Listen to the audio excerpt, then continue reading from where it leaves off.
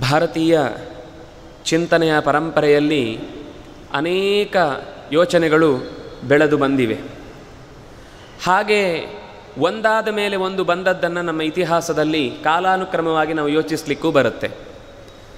ಅದರಲ್ಲಿ ಅಂತೆ ಸಿದ್ಧಸ್ತು ಸಿದ್ಧಾಂತಃ ಅನ್ನುವ ಮಾತಿನಲ್ಲಿ ಆಚಾರ್ಯರ ಮಾತು ಅಂತನ್ನುವುದು ಮತ್ತೆ ಯಾವತ್ತೂ ಕೂಡ ಭೇದಿಸಲಾಗದ ಮಟ್ಟಿಗೆ ಬಂದು ನಿಂತಿದೆ ಅನ್ನುವುದು ನಮ್ಮ ಆ ಕಾಲದಿಂದಲೂ ಬಂದ ನಂಬಿಕೆ.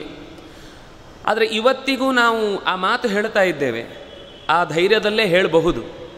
ಆದರೆ ನಿಜವಾಗಿ ನಾವು ಆ ಪ್ರಶ್ನೆಗಳು ಬಂದದ್ದನ್ನು ಸ್ವೀಕರಿಸಿ ಉತ್ತರ ಕೊಡುವ ಸ್ಥಾನದಲ್ಲಿದ್ದೇವಾ ಅನ್ನೋದೊಂದು ಪ್ರಶ್ನಾರ್ಥಕ ಚಿಹ್ನೆಯಾಗಿ ಉಳಿದಿದೆ. ಯಾಕೆಂದರೆ ಇವತ್ತು ವಿಜ್ಞಾನದ ಆಲೋಚನೆಗಳೇ ಬೇರೆ ಇದೆ, ನಾವು ಹೇಳ್ತಾ ಇರುವಂತಹ ಮಾತುಗಳೇ ಬೇರೆ ಥರ ಕೆಲವೊಮ್ಮೆ ಕಾಣಿಸುತ್ತೆ.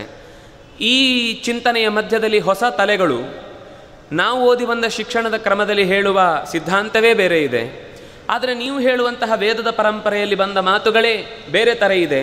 ಒಪ್ಪಿಕೊಳ್ಳುವುದು ಹೇಗೆ? ಯಾಕೆಂದರೆ ಅಲ್ಲಿ ಪ್ರಯೋಗಾತ್ಮಕವಾದ ಲ್ಯಾಬೊರೇಟರಿಯಲ್ಲಿ ತೋರಿಸಿದ ಚಿಂತನೆಗಳು ನಮ್ಮ ಮುಂದೆ ಇದೆ, ಅದನ್ನು ನಾವು ನಂಬಲಿಕ್ಕೆ ಸಾಧ್ಯ ಇದೆ. ಆದರೆ ನೀವು ಹೇಳುವ ಮಾತುಗಳಿಗೆ ನಾವೇನಾದರೂ ಪ್ರಶ್ನೆಗಳನ್ನು ಹಾಕಿದರೆ ದೊಡ್ಡವರು ಹೇಳಿದ ಮೇಲೆ ಒಪ್ಕೊಳ್ಬೇಕು, ಉತ್ತರ ಕೇಳಬಾರ್ದು ಅಂತ ಒಂದು ದಬಾಯಿಸುವ ಉತ್ತರಕ್ಕೆ ಬರುತ್ತೆ ಹೆಚ್ಚಿನ ಸರ್ತಿ. ಅಥವಾ ನಾವೇ ಹೆದರ್ತೇವೆ ಕೇಳಲಿಕ್ಕೆ, ಅಯ್ಯೋ ಆಚಾರ್ಯ ಹತ್ರ ಕೇಳಿದ್ರೆ ಏನು ಬೈತಾರೋ, ಅವರು ಏನು ಉತ್ತರ ಕೊಟ್ಟು ನಮ್ಮನ್ನು ನರಕಕ್ಕೆ ಹೋಗು ಅಂತ ಅಂದುಬಿಡ್ತಾರೋ ಅನ್ನುವ ಕೋಪಕ್ಕೆ ಅವರ ತುತ್ತಾಗುವುದು ಬೇಡ ಅಂತ ಸುಮ್ಮನಾಗಿ ಬಿಡ್ತೇವೆ. ಆದರೆ ಒಳಗಿಂದೊಳಗೇನೆ ಸರಿಯೋ ತಪ್ಪೋ ಅನ್ನುವ ಕ್ವಶ್ಚನ್ ಮಾರ್ಕು ಮತ್ತೆ ಉಳಿತಾನೇ ಹೋಗುತ್ತೆ. ಅದನ್ನು ವೇದವೇ ಹೇಳಿತು, ಸಂಪ್ರಶ್ನಂ ಭುವನಾಯಂತ್ಯನ್ಯಾ ಅಂತಂತು. ಏನು ನಿಮಗೆ ತಿಳ್ಕೊಂಡ ಮೇಲೂ, ಅದು ಭಗವಂತನ ಬಗ್ಗೆ ಹೇಳಿದ್ದು. ಜಗತ್ತಿನಲ್ಲಿ ದೇವರ ಬಗ್ಗೆ ಎಷ್ಟು ಎಷ್ಟು ಚಿಂತನೆಗಳು ಬೆಳೆದೆಯೋ ಅಷ್ಟೆಲ್ಲ ಚಿಂತನೆಗಳಲ್ಲಿ ನಾವು ಉರುಳಾಡಿ ಮೈಗೆಲ್ಲ ಅದರ ಸಾರವನ್ನು ಮೆತ್ತಿಕೊಂಡು ನಿಂತ ಮೇಲೂ ದೇವರ ಬಗ್ಗೆ ಏನು ಅಂತ ನಮಗೆ ಪ್ರಶ್ನೆ ಬಂದಾಗ ದೇವರು ನಮಗೆ ಕಾಣಿಸಿಕೊಳ್ಳುವುದು ಕ್ವಶ್ಚನ್ ಮಾರ್ಕ್ ಆಗಿ. ಅದರಿಂದಾಗಿ ದೇವರಿಗೆ ಹೆಸರು ಸಂಪ್ರಶ್ನ ಅಂತ. ಅದು ನಮ್ಮ ಲೋಕದ ವಿಷಯಕ್ಕೂ ಹಾಗೆ ಆಗತ್ತೆ.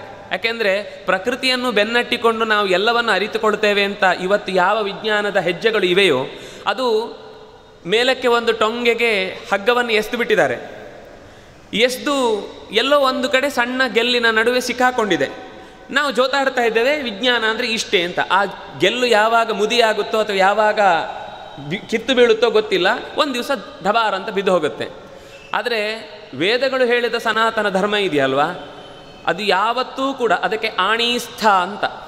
ಆಣಿ ಅಂತಂದರೆ ನಾವು ಕನ್ನಡದಲ್ಲಿ ಹೇಳ್ತೇವೆ, ಅದೇ ಆಣಿ ಅನ್ನೋದು ಸಂಸ್ಕೃತದ ಪದ. ಅದು ಆಣಿ ಅಂದರೆ ಎಲ್ಲಿಯೂ ಕೂಡ ಅಲ್ಲಾಡದಂತೆ ಒಂದು ಕಡೆ ಗಟ್ಟಿ ನೆಲೆ ಊರುವಂತಹ ಶಕ್ತಿ.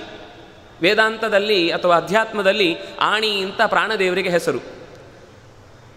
ಆಣ ಅಂದರೆ ಎಲ್ಲ ಚಲಿಸುವಂತೆ ಮಾಡುವಂಥದ್ದು ಅಂತ. ಹಾಗೆ ಚಲಿಸುವಂತೆ ಮಾಡುವಂಥದ್ದು ಮತ್ತು ಅದು ಎಲ್ಲೂ ಚೆಲ್ಲಿ ಹೋಗದಂತೆ ಒಂದು ಕಡೆಗೆ ನಿಲ್ಲಿಸುವಂಥದ್ದು.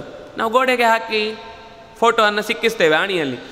ಇಡೀ ಜಗತ್ತು ಸೂತ್ರ ಅನ್ನುವಂತಹ ಪರಮಾತ್ಮನ ವಿಶೇಷ ಭಕ್ತಿಯ ಸ್ವರೂಪ ಅಂತ ಅನ್ನಿಸಿದಂತಹ ಪ್ರಾಣನಲ್ಲಿ ನೆಲೆ ನಿಂತಿದೆ. ಆದ್ದರಿಂದಾಗಿಯೇ ಅವನಿಗೆ ಸೂತ್ರ, ಅವನಿಗೆ ಪ್ರಾಣನಿಗೆ ಆಣಿ ಅನ್ನುವ ಶಬ್ದವನ್ನು ಹೇಳ್ತಾರೆ.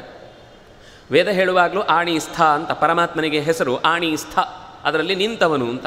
ಇಡೀ ಜಗತ್ತಿನ ಮಾಲೆ ನಿಂತಿರುವಂತಹದ್ದು ಪ್ರಾಣನಲ್ಲಿ ಅನ್ನುವ ಮಾತನ್ನು ಹೇಳಿ ನಮಗೆ ಈ ಪ್ರಶ್ನೆಗಳು ವೇದಾಂತದಲ್ಲಿ ಬಂದಾಗ ಭಗವಂತನ ಬಗ್ಗೆ ಒಂದು ಥರ ಚಿಂತನೆ ಇದೆ.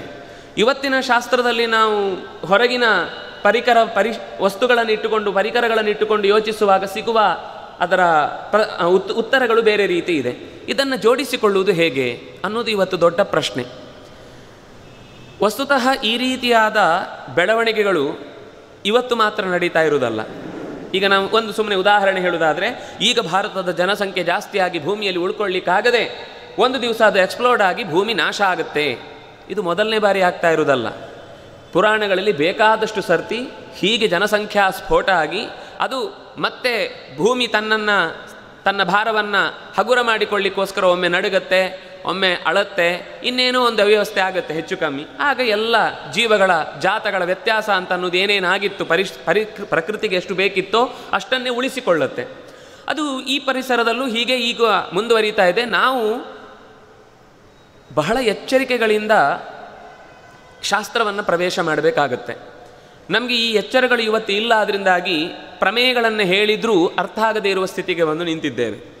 ಮೊದಲನೇ ಎಚ್ಚರಿಕೆ ಆಚಾರ್ಯರು ಹೇಳುವುದೇನು ಅಂತಂದರೆ, ನಾವು ತಿಳಿದುಕೊಂಡದ್ದಷ್ಟೇ ಸತ್ಯ ಅಲ್ಲ. ಅದಕ್ಕಿಂತ ಆಚೆಯೂ ಅನೇಕ ಸತ್ಯಗಳಿವೆ. ಯಾರು ಈ ರೀತಿಯಾದ ದುರಾಗ್ರಹಗ್ರಸ್ತವಾದ ಮನಸ್ಸಿನಿಂದ ಹೊರಗೆ ಬಂದು ವಿಶಾಲವಾದ ಮನಸ್ಸು ದೃಷ್ಟಿಯನ್ನು ಇಟ್ಟುಕೊಂಡು ಹೊಸತು ಏನು ಬಂತು ಎಲ್ಲವನ್ನೂ ಸ್ವೀಕರಿಸ್ತೇನೆ ಅಂತ ಬಂದು ನಿಂತಾಗ ಅವನಿಗೆ ಆಚಾರ್ಯರ ಮಾತು ಸಹ್ಯ ಆಗುತ್ತೆ. ಇಲ್ಲ ಅಂತಾದರೆ ನಾವೀಗ ಒಪ್ಪಿಕೊಂಡದ್ರಲ್ಲೇ ಎಲ್ಲ ದಾರಿಗಳು ಕೂಡ ರೋಮನ್ನು ಹೋಗಿ ಸೇರುತ್ತೆ ಅಂತನ್ನುವ ಇವತ್ತೊಂದು ಸಮನ್ವಯದ ಭಾವ ಇದೆ. ಎಲ್ಲ ಧರ್ಮಗಳು ಕೂಡ ಕೊನೆಗೆ ಭಗವಂತನನ್ನೇ ಸೇರಿಸತ್ತೆ ಅಂತ. ಹಾಗಾದರೆ ಇಷ್ಟೆಲ್ಲ ದಾರಿಗಳು ಯಾಕೆ ಬೇಕು? ಎಲ್ಲ ಈಗ ಬೆಂಗಳೂರಿಗೆ ಒಂದೇ ಅಷ್ಟೆಲ್ಲ ಬೇಡ, ಅಷ್ಟು ಯೋಚನೆ ಮಾಡೋದು ಬೇಡ. ಒಂದು ದಾರಿ ಇದೆ, ವಿರುದ್ಧವಾಗಿ ಹೋಗ್ತಾ ಇದ್ದಾನೆ ಅವನು. ಯಾವತ್ತು ವೇದಾಂತ ಅಥವಾ ತತ್ವಶಾಸ್ತ್ರ ಅಂದದ್ದು ಸರಳ ರೇಖೆ. ನೀವು ಇಲ್ಲಿಂದ ನಿಂತಿದ್ದೀರಿ, ಸೂರ್ಯೋದಯ ಇಲ್ಲಿ ಆಗ್ತಾ ಇದೆ, ನೀವು ಇಲ್ಲಿ ನಿಂತವರು ಹೀಗೆ ಹೋದರೆ ಸೂರ್ಯೋದಯದ ಕಡೆಗೆ ಹೋಗ್ಲಿಕ್ಕೆ ಸಾಧ್ಯವೇ ಇಲ್ಲ. ಅದು ವಿರುದ್ಧ ಅಂದಮೇಲೆ ಬೇರೆ ದಿಕ್ಕಿಗೆ ಕತ್ತಲೆಯ ಕಡೆಗೆ ಎಷ್ಟು ದೂರ ಹೋಗ್ತೇವೋ ಅಷ್ಟು ಕತ್ತಲೆಯ ಕಡೆಗೆ ಹೋಗ್ತೇವೆ ನಾವು. ಹಾಗಾದರೆ ಹಾಗಾದರೆ ಸೂರ್ಯನಿಗೆ ಇನ್ನೆಲ್ಲೋ ಹೀಗೆ ಹೋಗಿ ಹೀಗೆ ಬರ್ತೇವೆ ಅಂದರೆ ಇಲ್ಲ. ಕತ್ತಲಿನಿಂದ ಇದು ದೂರ ಆದಷ್ಟು ಬೇಗ ದೂರ ಆಗೋದಿಲ್ಲ ಅಷ್ಟೇ, ಇನ್ನೂ ಸ್ವಲ್ಪ ದೂರಕ್ಕೆ ಹೋಗಿ ಆಮೇಲೆ ಎಲ್ಲೋ ಒಂದು ಕಡೆ ಕಳ್ಕೊಳ್ತೇವೆ. ಯಾವಾಗ ಬೆಳಕಿನ ದಾರಿಗೆ ಹೋಗಬೇಕು ಅಂತಿದೆಯೋ ಅದು ಒಂದೇ ದಾರಿ ಆಗಲಿಕ್ಕೆ ಸಾಧ್ಯ. ಇನ್ನೇನು ಸಾಧನೆಯ ಮಾರ್ಗಗಳು ಒಂಚೂರು ಹೆಚ್ಚು ಕಮ್ಮಿ ಇರಬಹುದು. ನೀವು ಯೋಚನೆ ಮಾಡುವ ರೀತಿಯಲ್ಲಿ ಭಕ್ತಿಯನ್ನು ಪ್ರಧಾನವಾಗಿಯೋ, ಕರ್ಮವನ್ನು ಪ್ರಧಾನವಾಗಿಯೋ, ಜ್ಞಾನವನ್ನು ಪ್ರಧಾನವಾಗಿಯೋ, ಅಥವಾ ಅವರವರು ವೃತ್ತಿಯಲ್ಲಿ ಅದನ್ನೇ ಆಚಾರ್ಯರು ಸಮಗ್ರವಾಗಿ ಸಂಗ್ರಹ ಮಾಡಿ ಒಂದೇ ಮಾತಲ್ಲಿ ಹೇಳಿದರು, ಕುರು ಭುಂಕ್ಷ್ವಚ ಕರ್ಮ ನಿಜಂ ನಿಯತಂ. ಈ ಒಂದು ಲೈನು ನಮ್ಮ ಇಡೀ ಜೀವನಕ್ಕೆ ಸಾಕು ಯೋಚಿಸಲಿಕ್ಕೆ. ಎಷ್ಟು ಯೋಚಿಸಿದರೂ ಎಲ್ಲ ಮಾತುಗಳು, ಎಲ್ಲ ತತ್ವಗಳು ಇದರೊಳಗೆ ಅಂತರ್ಗತ ಆಗುತ್ತೆ. ಇವತ್ತು ಹ್ಯೂಮನ್ ರೈಟ್ಸ್ ಕಮಿಷನ್ ಅಂತಿದೆ. ಸ್ವಲ್ಪ ಹೆಚ್ಚು ಕಮ್ಮಿಯಾಗಿ ಏನು ಗಲಾಟೆ ಆಯಿತು ಅಂತಂದರೂ, ಒಬ್ಬ ವ್ಯಕ್ತಿಗೆ ಗಲ್ಲು ಅಂತಂದರೆ ಎಲ್ಲ ಓಡಿ ಬರ್ತಾರೆ. ಅಥವಾ ಯಾವುದಾದ್ರೂ ಪ್ರಾಣಿಗಳಿಗೆ ಹಿಂಸೆ ಆಗ್ತಾ ಇದೆ ಅಂತ ಗೊತ್ತಾದ ತಕ್ಷಣ ಓಡಿ ಬರ್ತಾರೆ ಪೆಟಾದವರು. ಆದರೆ ಗೋವನ್ನು ಸಾರ್ವಜನಿಕವಾಗಿ ಹತ್ಯೆ ಮಾಡಿಕೊಂಡಾಗ ಯಾರ ಧ್ವನಿಯೂ ಎದ್ದೇಳಲ್ಲ. ಅಥವಾ ಒಬ್ಬ ಹ್ಯೂಮನ್ ಟ್ರಾಫಿಕ್ ಮಾಡ್ತಾ ಜನರನ್ನು ಪತ್ತೆ ಆಗದ ಜಾಗಕ್ಕೆ ಕಳಿಸ್ತಾ ಇದ್ದಾರೆ ಅಂತಂದಾಗ ಮಾತಾಡೋರು ಯಾರೂ ಇಲ್ಲ. ಆದರೆ ಗಲ್ಲಿಗೆ ಹಾಕುವಾಗ ಒಬ್ಬ ಪಾತಕಿಗೆ ಶಿಕ್ಷೆ ಕೊಡುವ ಸಂದರ್ಭದಲ್ಲಿ ಬಂದು ಹ್ಯೂಮನ್ ರೈಟ್ಸ್ ಬಗ್ಗೆ ಮಾತಾಡ್ತಾರೆ. ಆಚಾರ್ಯರು ಹೇಳಿದರು, ರೈಟ್ಸ್ ಬಗ್ಗೆ ಮಾತಾಡಿ, ನಿಮಗೆ ಅವಕಾಶ ಇದೆ, ಆದರೆ ಮೊದಲು ಕುರು. ಹ್ಯೂಮನ್ ಡ್ಯೂಟಿ ಕಮಿಷನ್ ಅಂತ ಒಂದಿದೆ, ಅದು ಭಗವಂತನ ಹತ್ರ ಇದೆ. ನಾವು ಡ್ಯೂಟಿಯನ್ನು ಮಾಡದೆ ರೈಟ್ಸ್ ಬಗ್ಗೆ ಮಾತಾಡ್ಲಿಕ್ಕೆ ನಮಗೆ ರೈಟ್ಸೇ ಇಲ್ಲ. ನಾವು ಯಾವಾಗ ನಮ್ಮ ಕರ್ಮವನ್ನು ಮಾಡ್ತೇವೋ ಆಮೇಲೆ ಅದಕ್ಕೆ ಪ್ರತಿಕ್ರಿಯೆಯನ್ನು ಬಯಸುವುದಕ್ಕೆ ಅರ್ಥ ಇದೆ. ಅದಕ್ಕೆ ಹೇಳಿದರು ಮೊದಲು ಕುರು, ಆಮೇಲೆ ಭುಂಕ್ಷ್ವ. ಅಲ್ಲ, ನಾನು ಏನು ಬೇಕಾದರೂ ಮಾಡ್ತೇನೆ ಅಂದರೆ ಇಲ್ಲ, ಏನೇನೋ ಮಾಡಲಿಕ್ಕಾಗೋದಿಲ್ಲ. ನಿನಗೆ ಸಂಬಂಧಪಟ್ಟದ್ದು ಯಾವುದಿದೆಯೋ ಅದನ್ನೇ ಮಾಡಬೇಕು ನೀನು. ಅಲ್ಲಿ ತನಕ ನೀನು ಸುತ್ತಾಡ್ತೀಯ ಅಷ್ಟೇ. ನಿನ್ನ ದಾರಿ ನಿನಗೆ ಸಿಗುವ ತನಕ, ನೀನು ಬೇರೆ ದಾರಿಗೆ ಹೋದರೂ ಟ್ರ್ಯಾಕಿಗೆ, ಮುಖ್ಯ ರೋಡಿಗೆ ಬರುವ ತನಕ ನಿನ್ನನ್ನು ಸುತ್ತಿಸತ್ತೆ ಪ್ರಕೃತಿ. ಅಂದರೆ ಈಗ ಅದನ್ನಾಚಾರ್ಯರು ಗೀತಾ ಭಾಷ್ಯದಲ್ಲಿ ಸರಳವಾಗಿ ಹೇಳಿದರು. ಒಂದೇ ಮಾತಿನಲ್ಲಿ ಈ ಕುರುಭುಂಕ್ಷ ಕರ್ಮ ನಿಜಂ ನಿಯತಂ ಅನ್ನುವ ಮಾತನ್ನೇ ವಿಸ್ತಾರವಾಗಿ ಹೇಳಿದರು. ಸ್ವಲ್ಪ ಬಿಡಿಸಿ, ಸ್ವವಿಹಿತ ವೃತ್ತ್ಯಾ ಭಕ್ತ್ಯಾ ಭಗವದಾರಾಧನಂ ಏವ ಪರಮೋ ಧರ್ಮ. ಸ್ವಲ್ಪ ನಾವು ಮನಸ್ಸನ್ನು ತೆರೆದು ಯೋಚಿಸಿದರೆ ಇದು ಇಡೀ ಜಗತ್ತಿನ ಧರ್ಮ. ಇದು ಮಾಧ್ವ ಧರ್ಮ ಮಾತ್ರ ಅಲ್ಲ, ಮಧ್ವಾಚಾರ್ಯರು ಮಾಧ್ವರಿಗೆ ಮಾತ್ರ ಹೇಳಿದ ಮಾತಲ್ಲ ಇದು. ಜಗತ್ತಿನ ಯಾವ ಮೂಲೆಗೆ ಹೋದರೂ, ಯಾವ ಜನಾಂಗಕ್ಕೂ ಸೇರಿದ್ರು, ಅಥವಾ ಯಾವ ಆಲೋಚನೆಗಳಲ್ಲಿದ್ದರೂ, ಏನೇ ಥರದ ವೃತ್ತಿಯಲ್ಲಿದ್ದರೂ ಅವರಿಗೆ ಈ ಮಾತು ಸೂಟ್ ಆಗುತ್ತೆ. ಅದಕ್ಕೆ ವಿಶ್ವಧರ್ಮ ಅಂತ ಹೇಳೋದು. ಸುಮ್ಮನೆ ನಾವು ಎಲ್ಲರೂ ಪಡ್ಕೊಳ್ತಾರೆ, ನಮ್ಮದು ವಿಶ್ವಧರ್ಮ ಅಂತ ಅವರು ಹೇಳ್ಕೊಳ್ತಾರೆ, ನಮ್ಮದು ವಿಶ್ವಧರ್ಮ ಅಂತ ಇನ್ನೊಬ್ರು ಹೇಳ್ಕೊಳ್ತಾರೆ, ನಮ್ಮದು ವಿಶ್ವಧರ್ಮ ಅಂತ ನಾವು ಹೇಳ್ಕೊಳ್ತೇವೆ. ಇದು ಆ ರೀತಿ ಅಲ್ಲ ನಾನು ಹೇಳ್ತಾ ಇರೋದು. ನಮಗೆ ಎಲ್ಲರನ್ನೂ ಪ್ಲೀಸ್ ಮಾಡುವ ಉದ್ದೇಶ ಇಲ್ಲ. ಆದರೆ ಆಚಾರ್ಯರು ಹೇಳಿದ ಮಾತು ಯಾರೆಲ್ಲ ಸಾಧಕತನದಿಂದ ಒಳ್ಳೆಯ ದಾರಿಗೆ ಬರಬೇಕು ಅಂತ ಅಪೇಕ್ಷೆ ಇದೆಯೋ ಅವರಿಗೆಲ್ಲರಿಗೂ ಈ ಬಾಗಿಲು ತೆರೆದು ನಿಂತಿದೆ. ಅದನ್ನೇ ಹೇಳಿದ್ದು ಸ್ವವಿಹಿತ ವೃತ್ತಿ. ಈಗ ಯೋಚನೆ ಮಾಡಿ, ಸ್ವವಿಹಿತ ವೃತ್ತಿ ಈ ಶಬ್ದದಲ್ಲೇ ಇದೆ.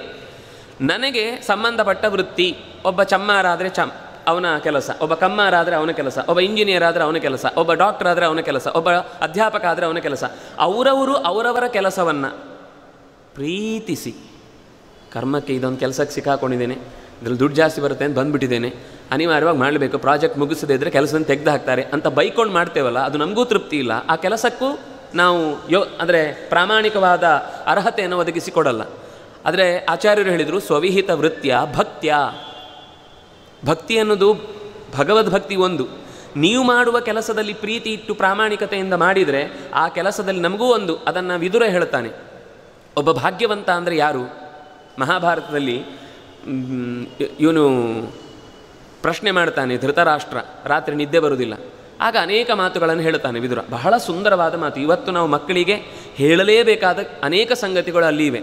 ಇವತ್ತು ಹೊಸ ಜನಾಂಗ ತುಂಬ ದಾರಿ ತಪ್ಪಲಿಕ್ಕೆ ಬೇಕಾದಂತಹ ಮಾರ್ಗಗಳೂ ಬೇಕಾದಷ್ಟಿದೆ, ಮನಸ್ಸೂ ಬಹಳ ಚಂಚಲ ಇದೆ. ಇದು ಒಂದು ಕೋತಿಗೆ ಚೇಳು ಕಡ್ದಿದೆ, ಕಳ್ಳು ಕುಡಿದಿದೆ, ಯದ್ವಾ ತದ್ವಾ ಭವಿಷ್ಯತಿ ಅಂತ ಇದ್ದ ಹಾಗೆ ಆಗಿದೆ ನಮ್ಮ ಮನಸ್ಸು ಇವತ್ತು. ಮನಸ್ಸು ಅಂದರೆ ಮೊದಲೇ ಚಂಚಲ. ಅರ್ಜುನನಂತಹ ಅರ್ಜುನನೇ ಚಂಚಲಂ ಹಿಮನ ಕೃಷ್ಣ ಪ್ರಮಾಥಿ ಬಲಮದೃಢಂ ಅಂತ ಹೇಳಿದ ನಮ್ಮ ಮಾತೇನು. ಅಂತಹ ಚಂಚಲವಾದ ಮನಸ್ಸಿಗೆ ಆಕರ್ಷಕವಾದ ವಸ್ತುಗಳು ಸಾವಿರಾರು ತೆರೆದ ಬಾಗಿಲಿನಲ್ಲಿವೆ. ಇದರಿಂದ ಹೊಸ ಇವತ್ತಿನ ಟ್ರೆಡಿಷನ್ ಹೇಗಾಗಿ ಬಿಟ್ಟಿದೆ ಅಂದರೆ, ನಮ್ಮ ಯೋಚನೆ ಮಾಡಿ, 20 ವರ್ಷದ ಹಿಂದೆ ನಾವು ಯಾವುದಾದ್ರೂ ಒಂದು ಶೆಟ್ಟರ್ ಅಂಗಡಿಗೋ ಅಥವಾ ಯಾವುದಾದ್ರೂ ಗೂಡಂಗಡಿಗೋ ಹೋದೆವು ಅಂತಂದರೆ ನಾವು ಆ ಗೇಟಿನ ಹೊರಭಾಗದಲ್ಲೇ ಇರ್ತೇವೆ. ನಮಗೆ ಬೇಕಾದ ಏನು ವಸ್ತು ಇದೆಯೋ ಅದನ್ನು ಮನೆಯಲ್ಲಿ ಹೇಳಿರ್ತಾರೆ, ಆ ಲಿಸ್ಟ್ ಇರುತ್ತೆ ಅಥವಾ ನಾವು ನೆನಪಿರುತ್ತೆ, ಅದನ್ನು ಹೇಳ್ತೀವಿ.